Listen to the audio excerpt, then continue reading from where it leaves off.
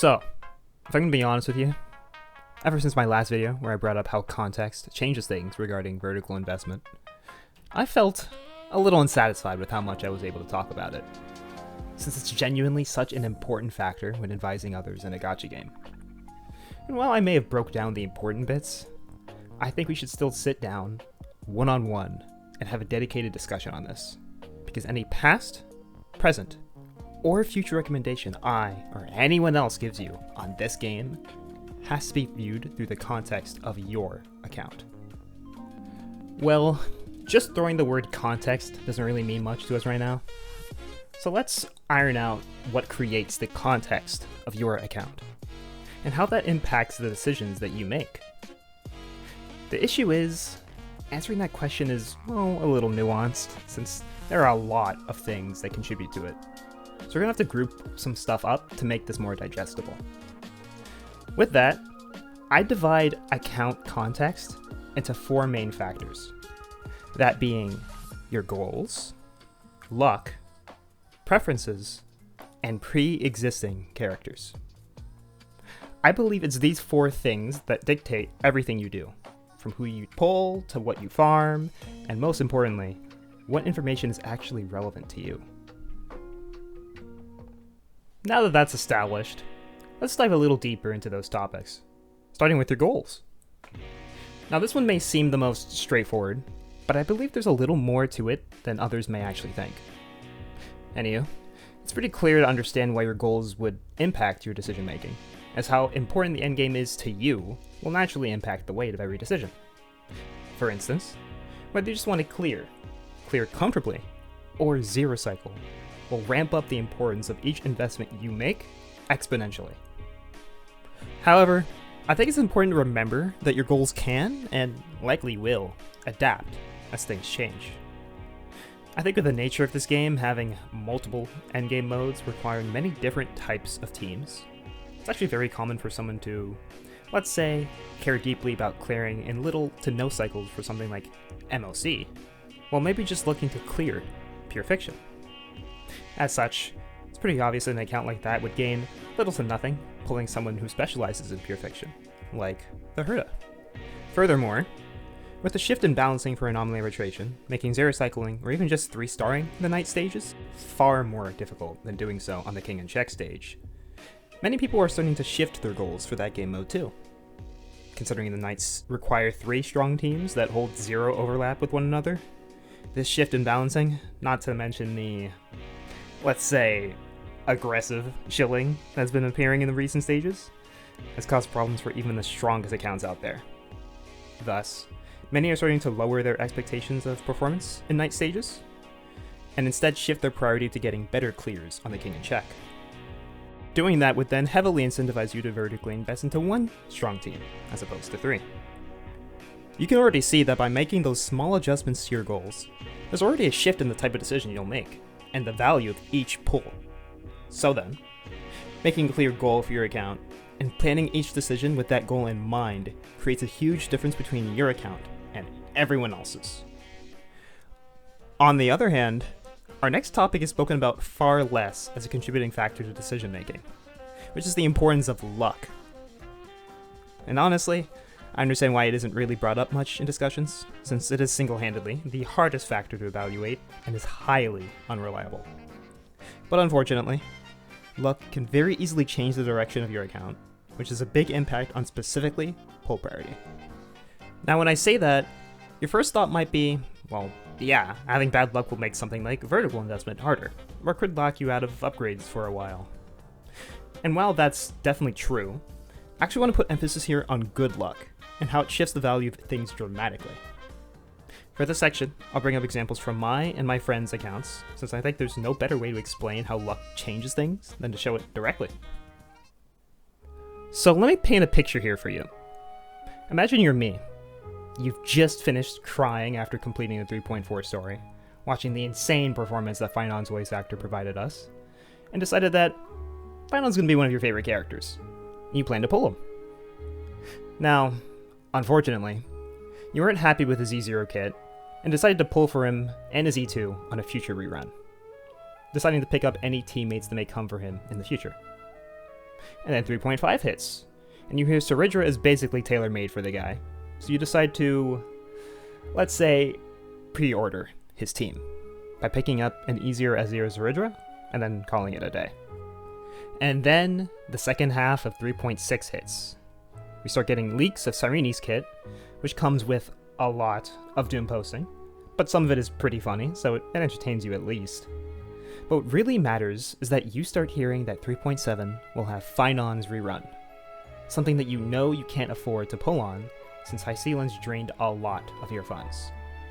So, with the pain of having to skip Finon again looming over you, you decide to throw what little pulls you have on the light cone manners that are up, which you know you shouldn't do, but it's not like anything's gonna happen, right?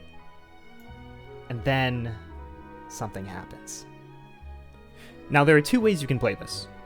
One, you could decide to ignore the fact that you pulled this and still try your luck with Finon, even though, statistically, you're not getting a Z2. Or, two, you can pivot into investing in an Axis team, which is a character with an actual E0 kit. No flame to Finon, but let's just be honest with ourselves here. And someone you would have the premium supports for. Which choice would you make? Well, unfortunately, I'm not the kind of person to pull someone just because I like them. Instead, I focus much more on what's the best meta choice. And since I could realistically only get either of them at E0, I chose Anaxa since he's stronger at that level of investment. But I'm very aware that few people make their choices dependent on meta. So here's another story that might hit closer to home for others. Now imagine you've been a fan of Elysia from Honkai Impact 3rd for quite a while, and you hear that her XP, Cyrene, will be playable in 3.7. So you decide to skip most of 3.5 and 3.6 in anticipation of her release, intending to dump everything into getting as many Cyrenes as possible. Luckily, the world decides to reward that dedication, and you manage to grab E4 Cyrene and her light cone without much trouble. Beyond Cyrene, the other Crisis heirs on this account are an E0S1 Aglaia, Anaxa, Finon, Hyacinth, Evernight, and an E1S0 Chibi. So the question is, what would be the best way for that account to use their Cyrene? And how would you recommend them to vertically invest further into the team? Well, with our baseline being an E4S1 Cyrene, it's quite clear that her best role would be that as a DPS, as her E1 and E4 are huge spikes for her personal damage. With that established, it's fairly easy to picture the team looking something like this, with the last slot changing depending on the need for sustain, as both Tribi or Hyacinth could easily slot there. Then onto that second question. While many may default to saying E2 Evernight is the next stopping point, I'd actually argue that would be the very last pull that should be made, if at all, as Evernight E1 is a very strong stopping point if she's being used in a supportive role, not to mention the obvious value for grabbing E6 Cyrene, which, well, it may not provide a big damage increase to her DPS teams. The utility of the Action Advance alongside the Death Shred makes it an insane upskill for Cyrene. There's also a very strong argument to be made that before either of those investments, E2 Hyacinth could yield higher results, considering speed buffs scale incredibly well on Cyrene. On top of the fact that Hyacinth E1 is a source of another rare buff, which could easily lead to scenarios where Hyacinth could beat Tribi's amp while providing the comfort of a sustain, which could be invaluable. Do you see what I'm getting at here? Luck changes the pull priorities so much that it becomes an impossible task to tell others who to pull first accurately. It's for that reason the recommendations from pull priorities or tier lists tend to give information that does not apply to others. Hence why I did a whole tier list segment in my previous video doing exactly that, and then immediately followed it up with an explanation as to why there's a good chance everything I said there doesn't actually apply to most of you.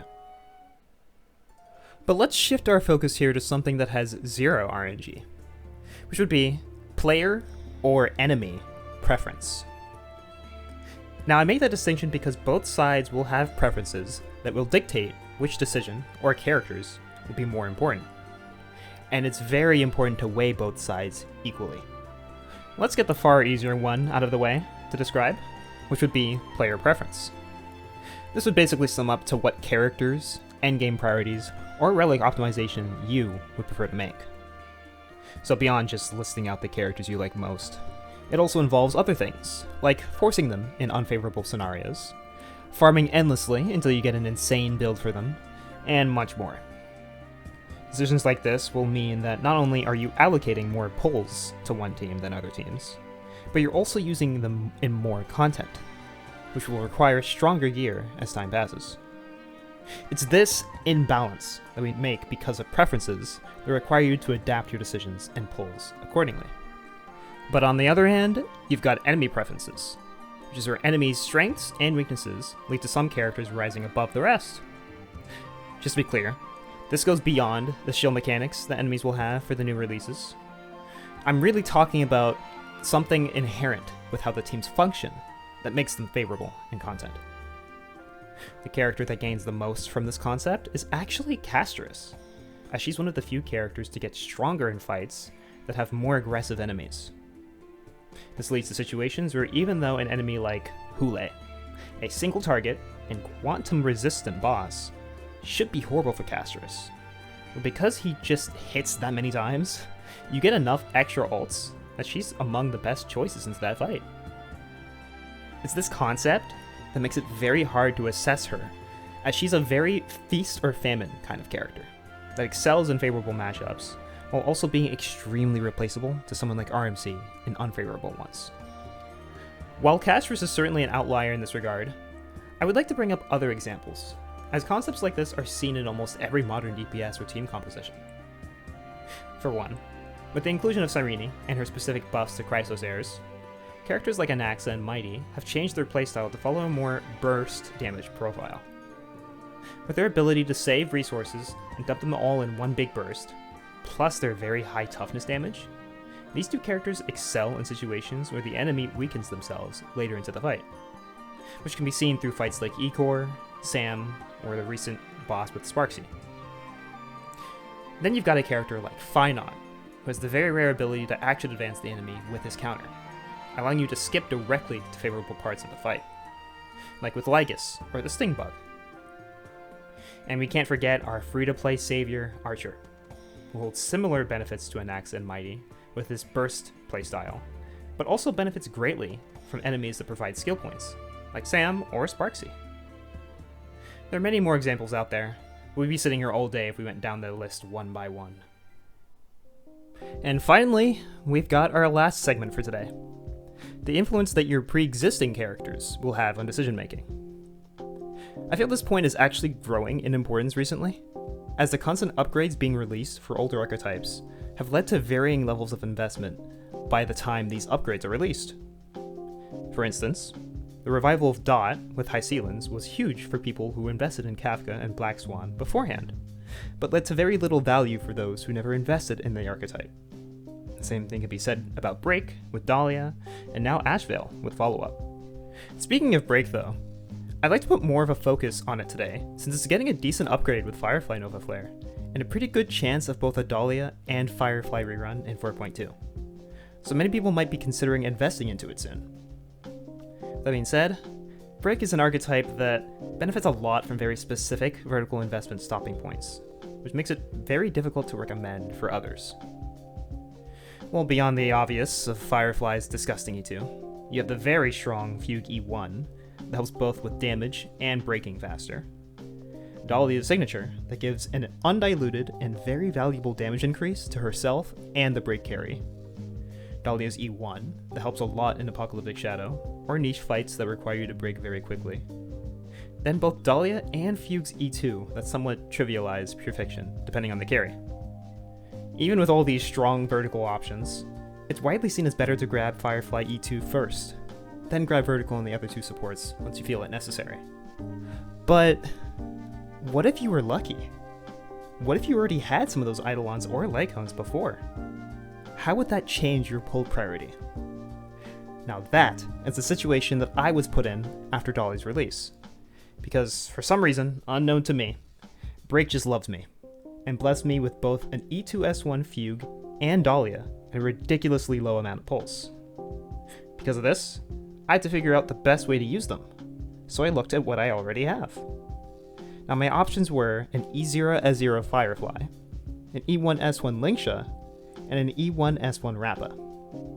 And after testing each of them in multiple endgame modes, my conclusions led to Linksha being my strongest option, and has become one of my strongest teams in my account.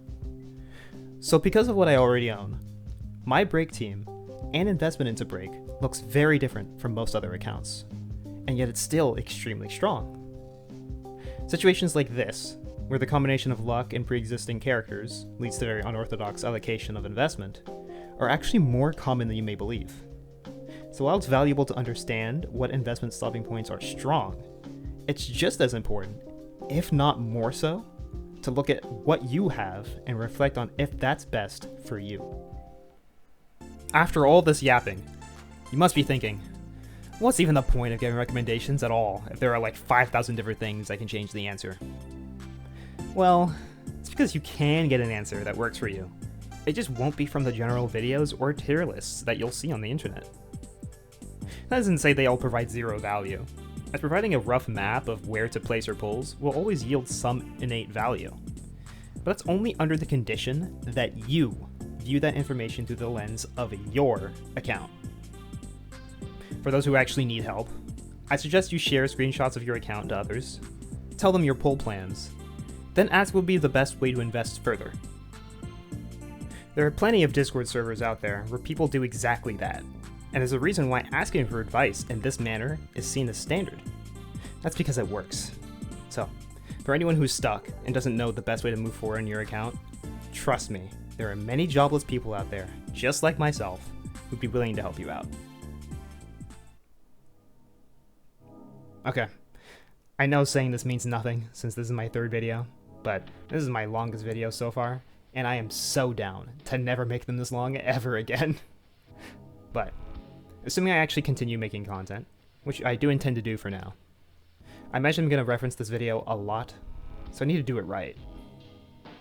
Now on the topic of other videos, I have a lot of ideas in my mind right now, but once beta wraps up, I'll probably make more developed videos on how the new Elation comps changes things.